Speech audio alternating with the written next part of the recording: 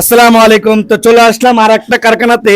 আজকে দর্শক কথা বলবো যে ভিডিওটি জুম করে দেখাও।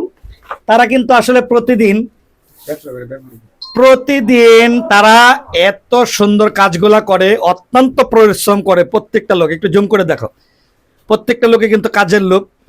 তারা দিন রাত 24 ঘন্টা পরিশ্রম করে, পাদকার জুতা নিয়ে কাজ করে আমাদের কিশোরগঞ্জ ডিস্ট্রিক্টের এই কারখানাগুলা। তো আজকে চলে আসছি সাধারণ ভোটারদের কাছে তাদের মনের কথা জানার জন্য আলো কতন পেজের থেকে। যদি ভিডিওটি ভালো লাগে অবশ্যই সর্বোচ্চ শেয়ার করে অন্যজনকে দেখার সুযোগ করে দিবেন। তো আমার প্রিয় কলিজার ভাই, সাধারণ ভোটার হিসাবে যদি কিছু কথা বলতেন দর্শকের উদ্দেশ্য।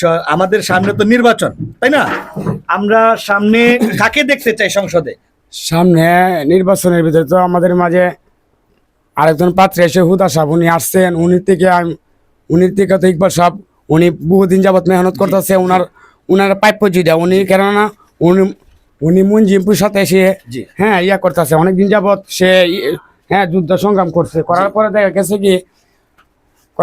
গেছে কি ইকবাল সাহেব আজকে মন্ত্রী সাহেব মারা গেছে। তাই ইকবাল সাহেবের নমিনেশনটা দেওয়ার অতি দরকার ছিল। কেন নমিনেশন উনাকে দিচ্ছে, দেওয়ার পর আবার আমরা শুনলাম কি নমিনেশন আবার নিয়ে নিছি। এটা কি মুজিবুর রহমান ইকবাল সাহেব টাকাকালীন, আর মুজিবুর রহমান মঞ্জু ভাই টাকাকালীন কি এটা প্রতিশ্রুতি দিয়ে গিয়েছিলেন যে আমি মরার পরে এই ইকবাল সাহেব পাবেন, এরকম কিছু? হ্যাঁ, এরকম একটা কথা শুনছিলাম। উনি বলছে বলে এইবার নির্বাচনটা আমি করে লাই, সামনে ইনশাল্লাহ আল্লাহ তো বাঁচালে নির্বাচন আমার ছিল তোমার।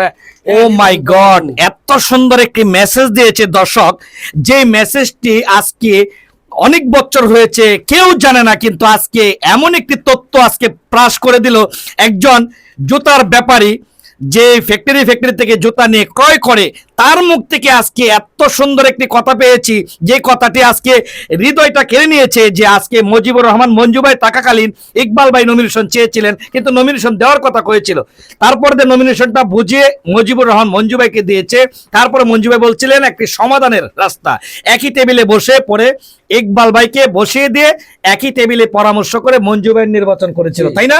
জি জি, চমৎকার একটি। কেননা উনি গত কিছুদিন যাবত এই যে 5 বছর আগে যে মামলা হামলা আমাদের আমাদের আমাদের এলাকায় যে অনেক অদ্ভুত সম্পর্কে গরিব দুঃখী মানুষ এবং কি আমার চাচা আছে আরো অনেকে আছে যারা আগে পিএমপি করতো, তাদেরকে মনে করেন ডর ভয় মামলা হামলা দিয়া বিভিন্ন ধরনের পেরেশানি দিয়া মানুষের হয়রানি করছে। বাড়ির থেকে নিয়েছে, এবারে কি আমাদেরকে কিছু কিছু লোকের মামলা টামলা দিয়েছে। সম্পূর্ণ কিছু ইকবাল সাহেবের বেশিরভাগ দেখুন জিনিসটা মনে করেন নিজের চোখে দেখা এইগুলা দেখছি। কিছু কিছু বিষয় আছে নিজের চোখে দেখছি। ইকবাল সাহেব কিছুদিন আগে 5-6 বছর আগে একটা হয়েছিল, একটা মার্ডার হয়েছিল মনে হয়, কিছু একটা মার্ডার হয়েছিল মনে হয় ফ্যামিলির ভিতরে। সম্পূর্ণ দায়িত্ব যা আছে উনি গ্রহণ করছে সবকিছু। আর কিছু কিছু সেই হিসাবে ইকবাল ভাই, জি জি, সেই হিসাবে। আর ইকবাল সাহেব আমাদের এলাকার যে ইকবাল সাহেবের অনেক সাপোর্টার বেশি। তো দর্শক শুনতে পারছেন একজন সাধারণ ভোটার কি বলছেন। তো আজকে আমি চলে যাব আরেকটি ভাইয়ের কাছে। আসলে ভাই, যদি দর্শকের উদ্দেশ্যে যদি সাধারণ ভোটার হিসেবে একটু কিছু কথা বলতেন। আপনি কি কখনো ভোট দিয়েছেন? আর আমি কখনো ভোট দেই নাই, এটা আমার ফার্স্ট ভোট হবে। তারপর আমি সামনে কাকে দেখতে চান? আপনার প্রথম ভোটটা কাকে দিতে চান? আমার প্রথম ভোট হিসাবে আমি দেখতে চাই, আমি শুধু রাজনীতি বুঝি না, কিন্তু আমি যতটুকু বুঝি আমার এলাকার উন্নয়ন, আমার ডিস্ট্রিক্ট কিশোরগঞ্জ, আমি উন্নয়নটা আমি দেখতে চাই। সেই হিসাবে যেহেতু এখন ধানের শীষ এই ফর্মে আছে, তো সেই হিসাবে আমি ধানের শীষকে দেখতে চাই। এখন যেহেতু আমার এলাকার একজন আছে, তারপরে ওনার নাম কি? ওনার নাম হচ্ছে হুদা। হ্যাঁ বলেন। তারপর উনি তো এই অভিজ্ঞ না তেমন, তারপরে ওনাকে আমাদের এলাকার যেহেতু, তাই আমরা চাই সন্তান হিসাবে, আমরা এলাকার হিসাবে চাই।